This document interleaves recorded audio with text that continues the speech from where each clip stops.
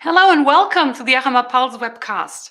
Great to have you with us again to discuss the trends that shape and change the process industries. And you can be part of this event. It's really easy. Just go to slido.com with the hashtag ACHEMA Pulse, ask your questions, and become part of our discussion today.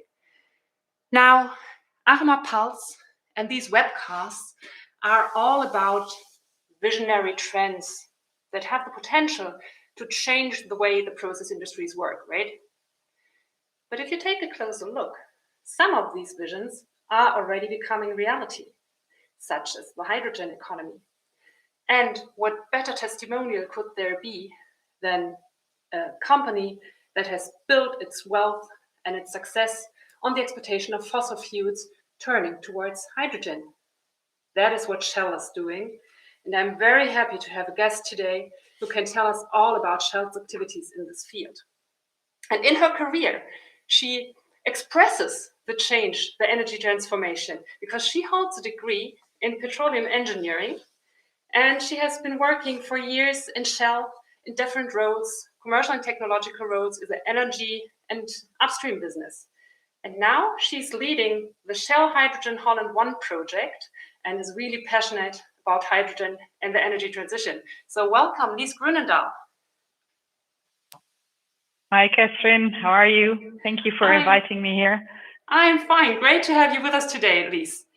Lijs, I mentioned the project you're working on and you're aiming really big at Shell. Can you tell us a little bit more about what you're doing there, what you're planning to do? Yeah, let me share a nice overview of what I'm doing. That makes the talking a little bit easier. Let me know when you can see it. Yes, we can see it. Brilliant. So on a day-to-day business, I'm the business opportunity manager for the Holland 1 project, which is a 200 megawatt electrolyzer we aim to build in the port of Rotterdam. The project is part of a big value chain where we have a renewable power asset, a wind asset, with a joint venture between Shell and Eneco in the North Sea, Hollandse Kust Noord. This is a wind farm with an estimated capacity of just under 760 megawatts, and we'll take 200 megawatts of that wind farm, and through a grid connection in the Netherlands, we'll feed that into our yet to be built electrolyzer on the Maasvlakte, which is an area of reclaimed land in the port. And there, by means of electrolysis, we'll be producing green hydrogen, around 50 to 60,000 kilograms of green hydrogen per day, and through a pipeline system in the port, which we're developing with partners like Gasunie and the Port of Rotterdam. We'll feed that into our refinery in Pernis, where we'll displace some of the gray hydrogen, which is now used in the process, by a green product, and therefore decarbonize our products. The final aim, of course, is to eventually put it into mobility, which is yet to be developed, of course, but a bit farther out in the play. Initially, we'll put it into the refinery and decarbonize like that. Shell, this play is, I think, an immense upscaling for Shell. We are now also building, for instance, in Germany, in Rhineland, a 10 megawatt electrolyzer, hopefully coming on stream this summer.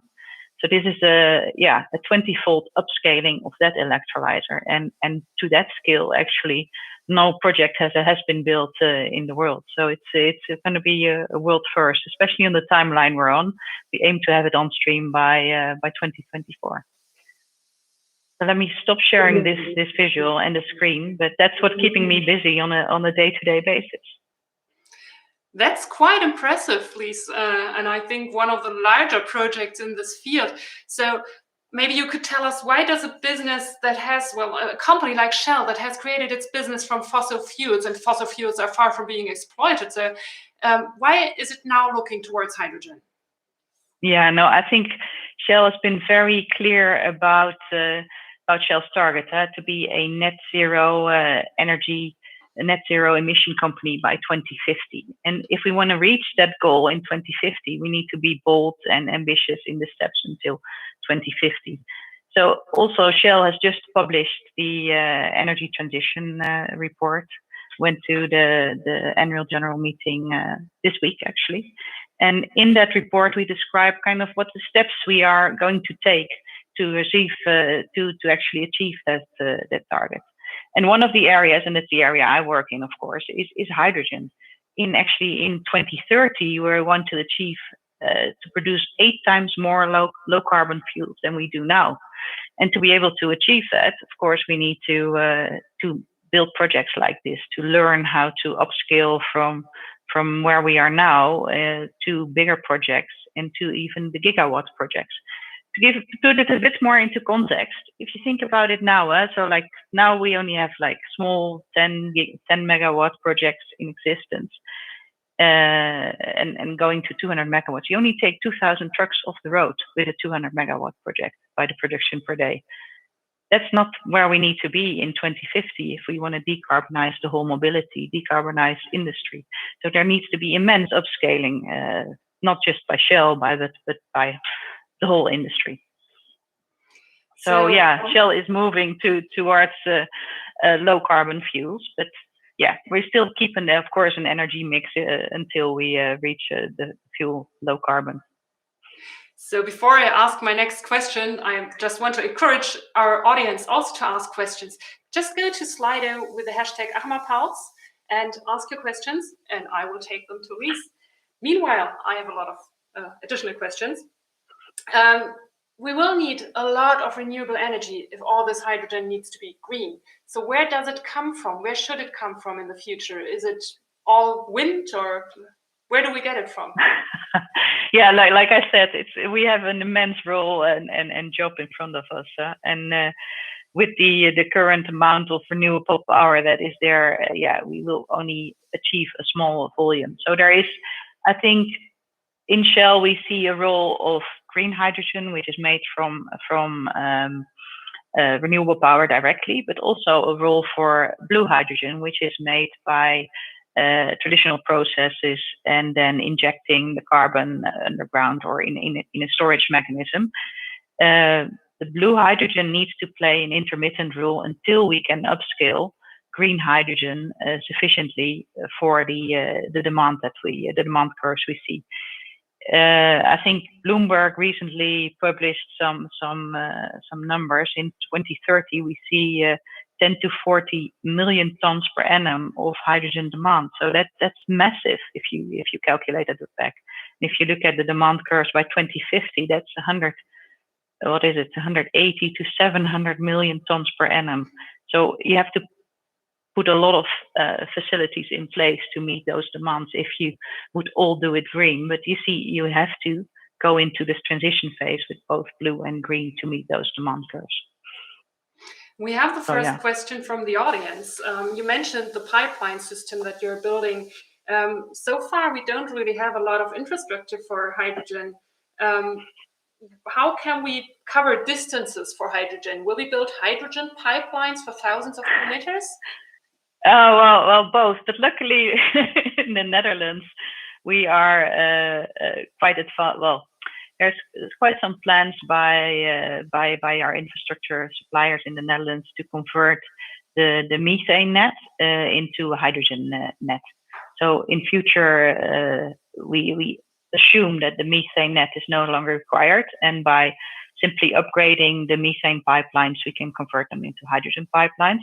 That, of course, will not be the whole solution, but for instance, the pipeline I was referring to just now for the Rotterdam area will be a new build, because there is no dedicated line in that area that we can convert. So we have to construct 40 kilometers of new build line to connect the area in the Maasvlakte, where the port has dedicated an area as hydrogen conversion park, where it's not only going to be the Shell plant, but also plants from other companies to connect to all the off-takers in industry across the corridor towards where actually then Gasunie can connect it to the backbone system. And there's, I think, pan-European examples that whole grid system will be Europe-wide. So, like many countries will connect into their old methane lines into this grid system. Those are all plans that I've seen in the various presentations. Now, you already mentioned the European perspective. Let's take it a little further, because Shell as a global company is active in a lot of regions, and there are hydrogen strategies in place, not only in Europe, also in the US, in China, they're talking about hydrogen. Is the approach everywhere the same, or are there regional differences? Well, I think it's very much shaped through the role of policy. So I think we are playing in the areas where we see policy take a beneficial role and a forefront in helping the hydrogen economy develop. Of course, hydrogen is still expensive to develop, so we need good policy mechanisms. Like for instance, in Europe, you got the Renewable Energy Directive, which is going to come out this year with the legislative text, which is going to help us to afford to build all this infrastructure. You see, for instance, in Canada and in North America, there's also very good policies in place that will help the industry develop hydrogen economy. And also, so we target our projects in the areas where you see that develop, but also to the areas where we have industrial hubs with off-takers, initial off-takers in industry, but also closely linked to where you have the renewable power generation, like areas like California, areas like in Europe, the North Sea, where you got a lot of wind development, but also in China, you see wind development and places where we can place our hydrogen hubs. Now, you mentioned already the role of the plants that take the hydrogen on, and we will dig deeper into this at ACHEMA Pulse, where we have a lot of content on hydrogen. But nonetheless, there are many potential uses for hydrogen, for fuels, for the chemical industry, for the steel industry. If you had to prioritize, how would you rank? Where should we put our hydrogen, as long as we don't have enough to cover everything? Oh, that's a big question, right?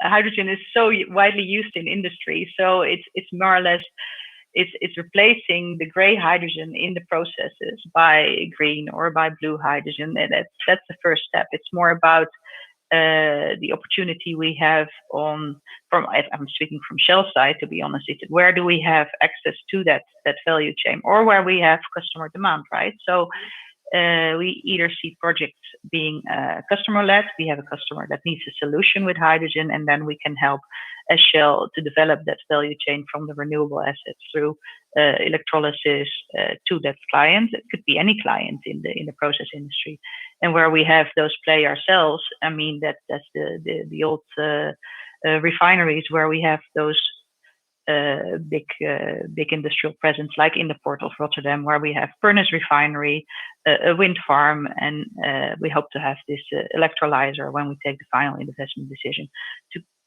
produce green hydrogen to use in the refineries processes. So it will be, for a large part, customer-led. I don't think Shell is going to dictate you need to put it in a process industry, you need to put it in the steel. It's going to be customers approaching companies.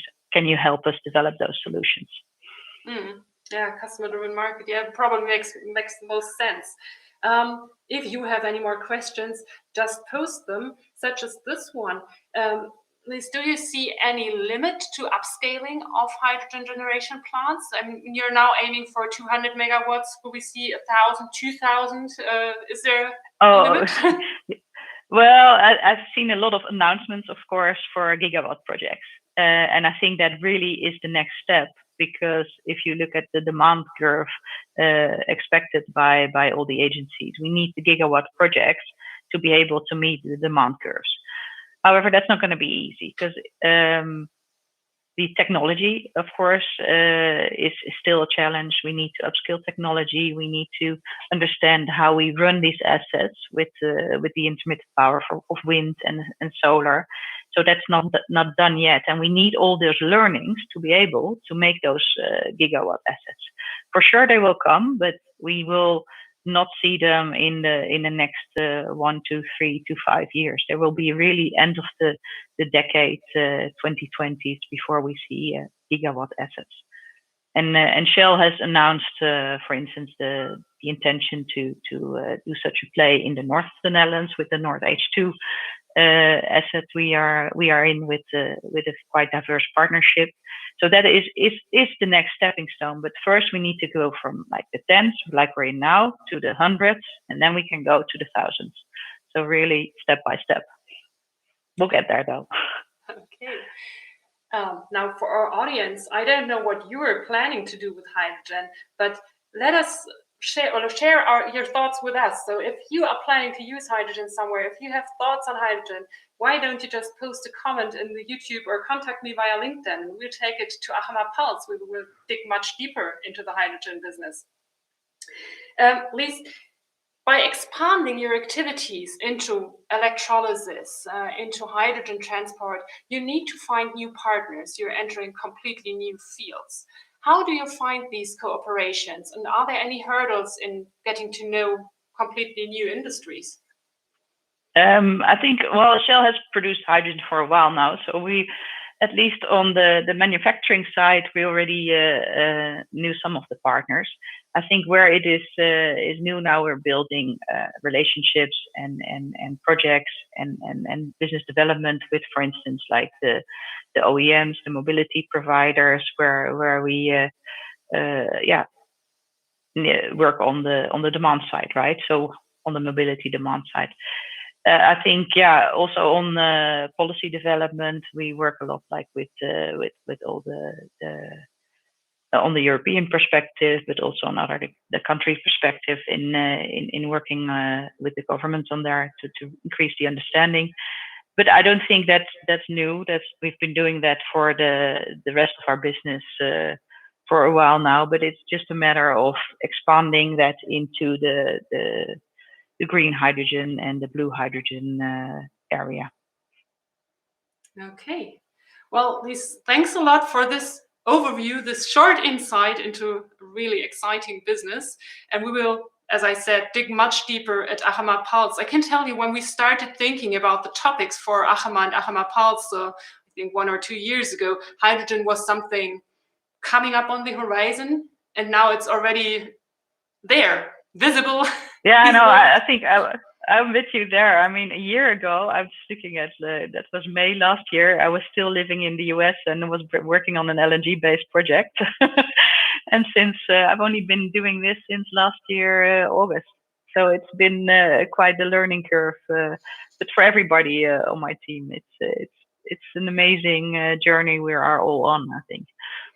And I think it's a topic that's going to stay with us for the years to come. Oh yeah. Absolutely. For the rest of our lives, we'll have a business. Well, thanks, Lijs, for being with us today. We're looking forward to hearing more from you at ACHEMA Pulse on the 15th of June. Have a great day today, and see you there. Yes, thank you for inviting us. I'm looking forward to the 15th of June for the panel session and getting into some more discussion with the audience on hydrogen. Perfect. Goodbye. Thank you so much. Bye-bye. And if you have any more questions or thoughts on hydrogen, share them with us, post them in the comments, or let me know via LinkedIn, and join us at ACHEMA Pulse, where we have the opportunity to go much deeper into the details of the hydrogen economy with Lijs and other experts. It's the 15th and 16th of June, so make sure to get your ticket now. Go to the website, check the program. It's already full of astounding events, and I'm sure you will find something that interests you. So make sure to check out the program, revisit the website, and get your ticket today. And I'm looking forward to seeing you at ACHEMA Pulse.